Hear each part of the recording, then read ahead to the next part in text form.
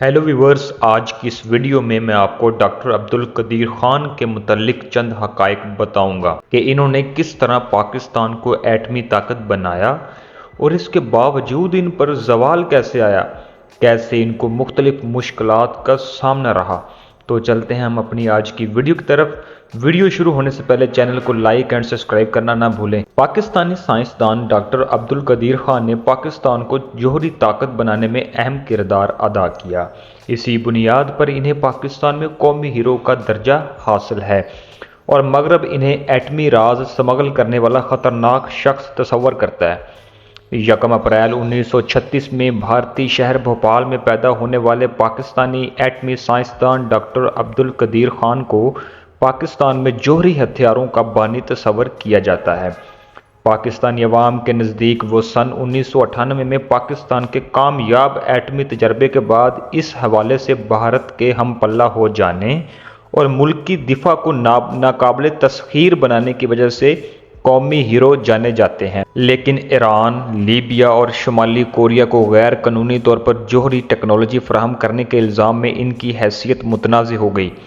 انہوں نے سن 2004 میں غیر قانونی طور پر جوہری ٹیکنالوجی کی منتقلی کے جرم کا اعتراف بھی کیا، جس کے بعد انہیں اسلام آباد میں ہی ان کے گھر میں نظر بند کر دیا گیا۔ فروری 2009 میں عدالتی حکم پر ان کی نظر بندی تو ختم کر دی گئی، لیکن وہ اپنی نقل و حرکت کے بارے میں حکام کو مطلع کرنے کے پابند ہیں۔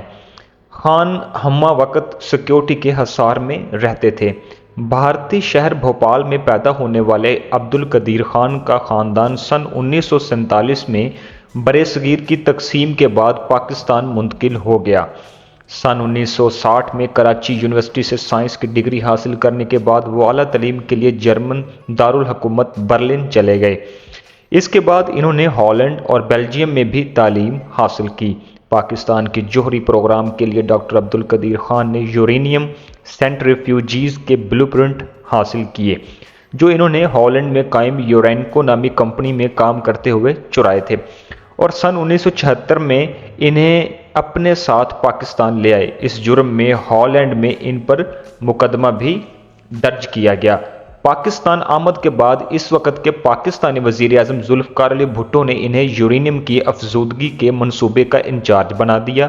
اپنے ایک انٹرویو میں ڈاکٹر عبدالقدیر خان نے بتایا کہ ان کی ٹیم نے سن 1978 تک یورینیم کی افزودگی کر لی تھی اور 6 برس بعد یعنی سن 1984 میں پاکستان ایٹم بم کا تجربہ کرنے کے قابل ہو گیا تھا۔ مختلف وجوہات کی بنا پر پاکستان نے ایٹمی تجربہ کرنے سے گریز کیا اور آخرکار یہ کام سن 1998 میں مکمل ہوا، جس کے بعد ڈاکٹر عبدالقدیر خان قومی ہیرو کے طور پر سامنے آئے۔ لیکن ان کا زوال اس وقت شروع ہوا جب سن 2001 میں امریکی دباؤ کے بعد پرویز مشرف نے انہیں کیہوٹا ریسرچ لیبارٹریز کی سربراہی سے ہٹا کر انہیں خصوصی مشیر بنا دیا۔ ایک انٹرویو میں ڈاکٹر عبدالقدیر خان نے یہ دعویٰ بھی کیا کہ سابق پاکستانی وزیر اعظم بے نظیر بھٹو کی ہدایات کے مطابق انہوں نے 2 ممالک کو ایٹمی راز مہیا کیے، تاہم ان ممالک کا نام نہیں لیا۔ لیکن بھٹو کی جماعت نے ان الزامات کی تردید کی تھی۔ گزشتہ کئی برس سے سامنے آنے والے متعدد تنازعات کے باوجود ڈاکٹر عبدالقدیر خان کی عوامی مقبولیت میں بظاہر کوئی کمی نہ آئی۔ آج بھی پاکستان میں کئی تعلیمی ادارے ان کے نام پر قائم ہیں اور ان کی کئی تصاویر کتابوں پر اب بھی چھاپی جاتی ہیں۔